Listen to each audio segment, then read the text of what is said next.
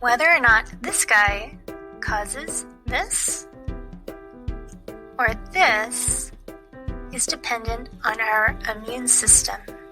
Our immune system protects our body with 3 lines of defense, and this means a microbe must pass 3 tests to successfully infect our bodies.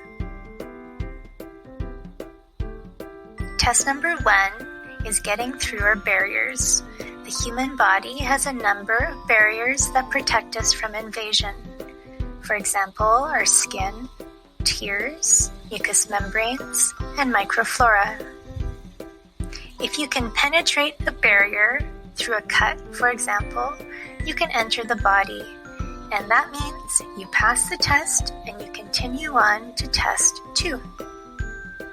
Here, microbes face white blood cells and inflammation. Once a microbe enters the body, it lives in the blood. Here, it faces white blood cells that want to eat it through phagocytosis. It also faces nonspecific chemicals like complement that induce cell death. And finally, it faces inflammation, which brings about swelling and increased blood flow, bringing more white blood cells, healing, and clotting. So if you can evade white blood cells and survive inflammation, again you pass the test and you continue to test 3. Here, microbes face adaptive immunity. Once microbes enter the blood, they live either in our cells or outside of our cells. Those that live outside of our cells are called extracellular, and they're recognized by B cells.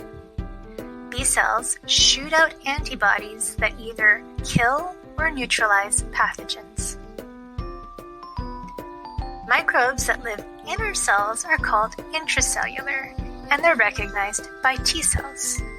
T cells bind directly to the infected cell and kill it.